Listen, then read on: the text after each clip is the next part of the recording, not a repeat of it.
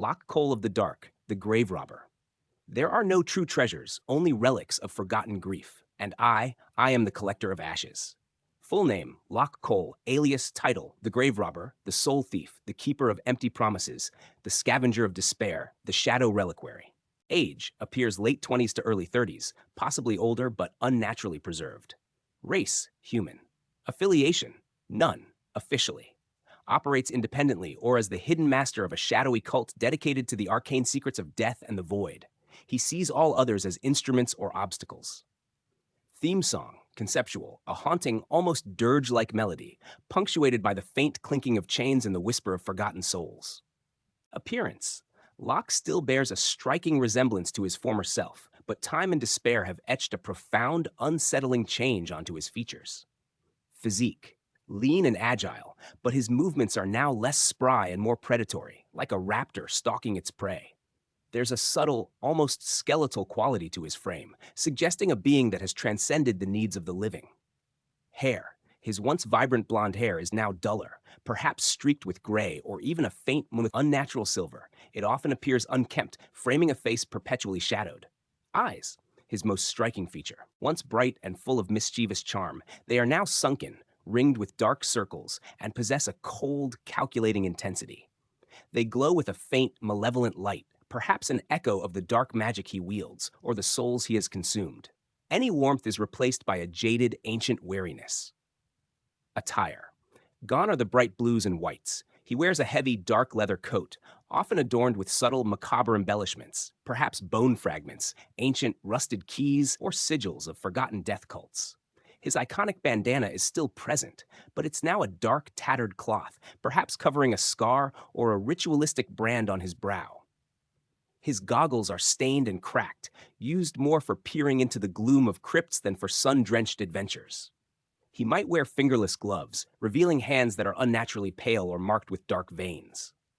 Equipment. His twin daggers are now crafted from dark obsidian-like metal, emanating a faint, chilling aura. They might be enchanted to drain life or souls with each strike.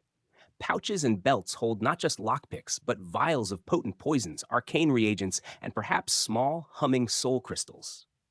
Personality. The Locke of the Dark is a shattered mirror image of his former self. His core traits have been twisted into sinister reflections. Cynical and nihilistic. His unwavering optimism has been replaced by an absolute belief in the futility of life and the inevitability of decay. He views hope as a cruel illusion, easily exploited. Ruthless and manipulative, his protective instincts have warped into a possessive, controlling nature. He protects his goals by eliminating any opposition, and his charm is now a razor-sharp tool for manipulation, luring others into his service or to their doom. Obsessive. His singular focus on Rachel has mutated into an all-consuming obsession with death, the afterlife, and the very fabric of existence. He seeks to not just defy death, but to master it, to bend fate to his will, no matter the cost. Cold and detached, he rarely shows genuine emotion, unless it's a flash of bitter contempt or a cruel, sardonic amusement.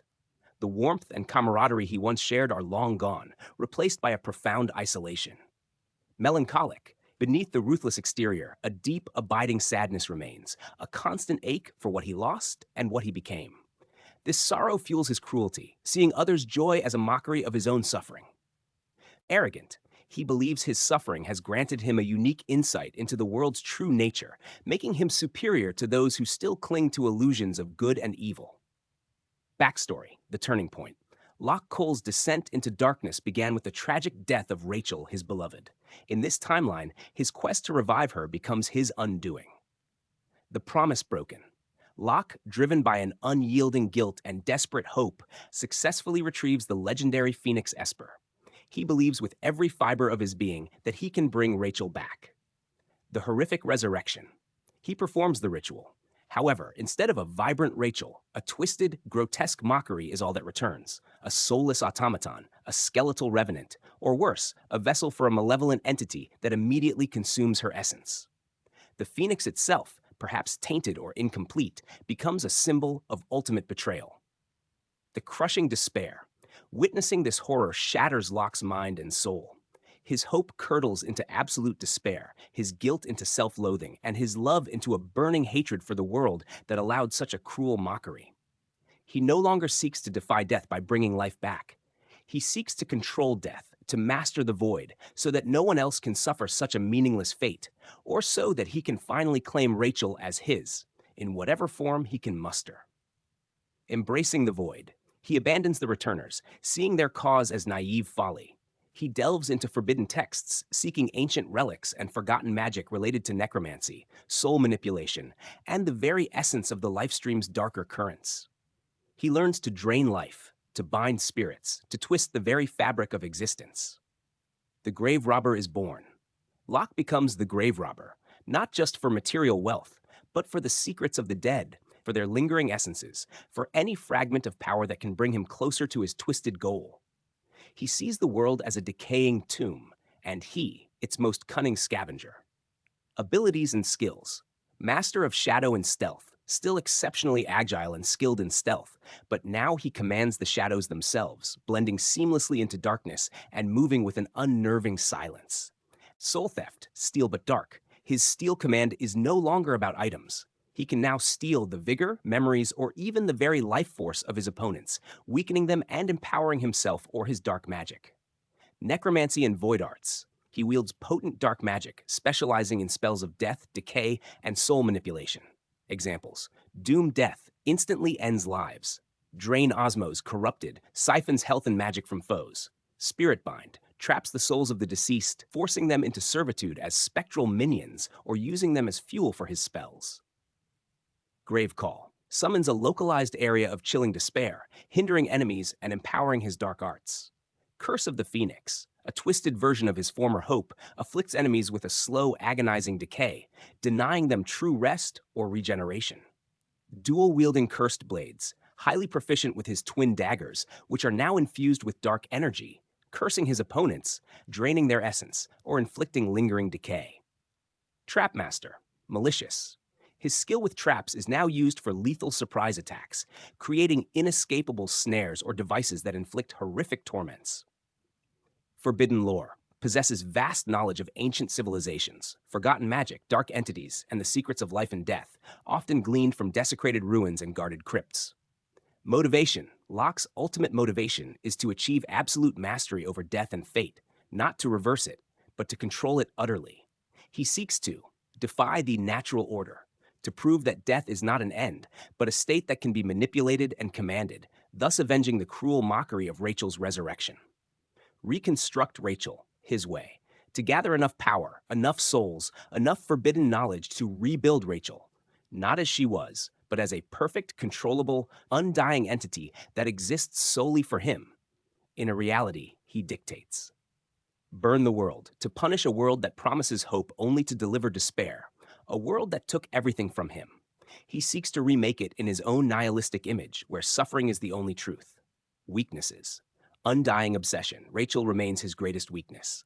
Glimpses of her, or anything that reminds him of her true self, can momentarily break his composure or expose a flicker of his past humanity.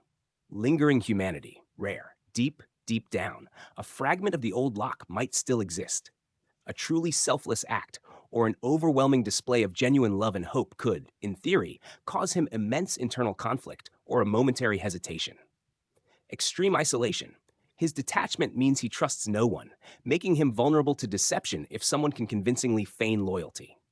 Vulnerability to purity, holy magic, powerful healing spells, or artifacts of true light could be particularly potent against him, as they represent everything he has rejected. Arrogance of despair. His belief in the futility of hope can make him underestimate those who fight purely for it, seeing them as naive fools rather than dangerous adversaries. Relationships. Twisted. Rachel, the ghost haunting his every move, the catalyst for his darkness, the ultimate object of his twisted desire. She is both his greatest loss and his driving force. Sar, a painful reminder of the life he could have had and the hope he abandoned. He might see her as a valuable specimen to study life force, or he might try to corrupt her, seeking to drag her down into his despair, proving that even her light can be extinguished. Tara Branford. Her connection to Espers in the Lifestream would make her a target of immense interest, a source of raw power to be exploited, or a being whose connection to life he seeks to sever and understand. Edgar Roni Figaro. Locke would view Edgar's continued reign and commitment to his people as a naive delusion, perhaps even attempting to dismantle Figaro Castle's defenses to expose its false security. Kefka Palazzo. He would likely view Kefka as a chaotic idiot, crude and lacking true philosophical depth in his nihilism, but perhaps a useful force of destruction to destabilize the world for his own ends. Locke Cole of the Dark is a tragic villain, a cautionary tale of what happens when overwhelming grief and shattered hope lead a good man down an unforgivable path. He is not merely evil for evil's sake, but a being consumed by a desperate, selfish quest to conquer the ultimate unknown, driven by the lingering echoes of a love he could not save.